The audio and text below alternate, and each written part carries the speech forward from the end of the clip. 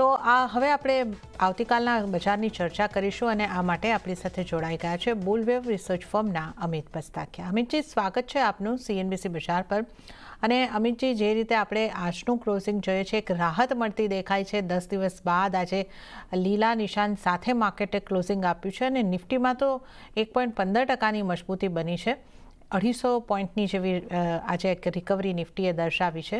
તો કઈ રીતે તમે આજના ક્લોઝિંગને જોઈ રહ્યા છો અને આવતીકાલે પણ આ રિકવરી કન્ટિન્યુ થઈ શકે, કઈ રીતની સ્ટ્રેટેજી અપનાવવાની નિફ્ટી પર આપની સલાહ રહેશે? અગર નિફ્ટીની વાત કરીએ તો એક 21,922 જે એક ફિબોનાસીનો એક લેવલ હતું, સ્ટ્રોંગ સપોર્ટ જે આપણે પાછળ સત્રમાં પણ ઇન્ડિકેટ કર્યું હતું. આ જ લેવલ પર આપણે એક મૂવિંગ એવરેજના પણ સપોર્ટ જોવા મળી રહ્યા છે અને અહીંયાથી એક બાઉન્સ બેક આવી શકે છે એવું આપણે અગાઉ પણ કર્યું હતું અને એ જ પ્રમાણે આજે આપણે જોવા મળી રહ્યું છે. તો એક આજની જે તેજી છે એની પરથી ઇન્ડિકેટ થઈ ગયું છે કે એક 22,000નું એક સ્ટ્રોંગ સપોર્ટ હવે બની ગયું છે. તો બાય ઓન ડિપ્સની સલાહ હશે નિફ્ટીમાં. નિફ્ટીમાં એક ફોલિંગ વેજનું બ્રેકડાઉન હતું, પરંતુ એક ટ્રેપ હોઈ શકે છે. તો એક નિફ્ટીમાં બાઇંગની સલાહ રહેશે મારા તરફથી. તો 22,200 22,250ની આજુબાજુ જો પાછું નિફ્ટીમાં મળે છે તો અહીંયા બાય કરી શકાય છે. સ્ટોપ લોસ હશે 22,100નો અને 22,400 22,500ના ટાર્ગેટ બનશે નિફ્ટીમાં. અગર 22,600 એક સ્ટ્રોંગ બ્રેકઆઉટ લેવલ જોઈ રહ્યો છું. જો 22,600માં બ્રેકઆઉટ થાય છે તો આ જ તેજી ઉપર પણ કન્ટિન્યુ થઈ શકે છે 23,600 સુધી. તો આ એક ઇમ્પોર્ટન્સ લેવલ ધ્યાન રાખવા જોઈએ. પાછું એક વાર જણાવવા માંગીશ નિફ્ટી માટે 22,200 250 પાસે બાઇંગ કરવો રહેશે, 22,100 સ્ટોપ લોસ રહેશે અને 22,400 500ના ટાર્ગેટ બની શકે છે આવનારા દિવસોમાં. 22,600 એક મેજર બ્રેકઆઉટ જોઈ રહ્યો છું. જો એના બ્રેકઆઉટ હશે તો આ જે તેજી કન્ટિન્યુ રહી શકે છે ઉપરના ફર્ધર 23,600ના લેવલ માટે.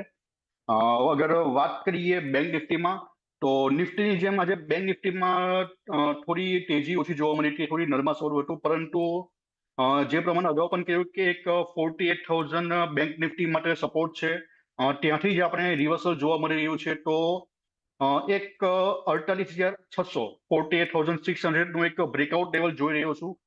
જો એનું બ્રેકઆઉટ થશે તો ઉપરમાં 49,000 એક ટાર્ગેટ બની શકે છે અને એક 49,000ને હું એક મેજર બ્રેકઆઉટ જોઈ રહ્યો છું. જો એના પણ બ્રેકઆઉટ થાય છે તો એની ઉપરમાં 50-300 સુધીના ટાર્ગેટ બેંક નિફ્ટીમાં જોવા મળી શકે છે અને એક ઇનવેલિડેબલ અથવા તમે સ્ટોપ લોસ કહી શકો છો 48,000નો. તો આ બંને ઇન્ડેક્સ માટે મારો વ્યૂ છે આવનારા દિવસો માટે અને આવનારા એક 10 દિવસનો વ્યૂ રહેશે આ બંને ઇન્ડેક્સ. ઓકે, તો નિફ્ટી બેંક નિફ્ટી ઉપર ખરીદારી કરીને ચાલવાની સલાહ અહીં આગળથી બનતી દેખાઈ રહી છે. ફરીથી લેવલ્સ ઉપર આપણે નજર કરી લઈએ. નિફ્ટી માટે અહીં આગળથી ખરીદારી કરવાની સલાહ બની રહી છે. 22,100નો સ્ટોપ લોસ, 22,400 22,500ના ટાર્ગેટ અને 22,600નો બ્રેકઆઉટ મળે છે તો ઉપરની તરફ હજી મજબૂતી કન્ટિન્યુ થઈ શકે છે. તો નિફ્ટી ઉપર ખરીદારી કરીને ચાલવાની સલાહ અને બેંક નિફ્ટીમાં પણ ખરીદારી કરવાની સલાહ બનતી દેખાઈ રહી છે. બેંક નિફ્ટીમાં બ્રેકઆઉટ પર ખરીદી કરવાની છે. 48,600ના બ્રેકઆઉટ પર 49,000 સુધીનો ટાર્ગેટ બની શકે છે અને 48,000ના જે સ્ટોપ લોસ છે એને તમે ધ્યાને રાખવાના રહેશે. તો આ નિફ્ટી બેંક નિફ્ટી પર ખરીદારી કરીને ચાલવાનો વ્યૂ આવતા 10 દિવસ માટે બનતો દેખાઈ રહ્યો છે. અમિત પસ્તાકિયાની આ સલાહ બની રહી છે. હવે અન્ય નિષ્ણાતો કઈ રીતે નિફ્ટીની માટે સલાહ આપી રહ્યા છે એના ઉપર પણ જો આપણે નજર કરી લઈએ. મીરાય એસેટ શેરખાનના જતીન ગેડિયાની સલાહ પણ નિફ્ટી માટે બાઇંગ કરવાની બની રહી છે અને 22,500નો ટાર્ગેટ તેઓ નિફ્ટી માટે જોઈ રહ્યા છે. સ્ટોપ લોસ 22,250નો રાખવાની સલાહ જતીન ગેડિયા તરફથી.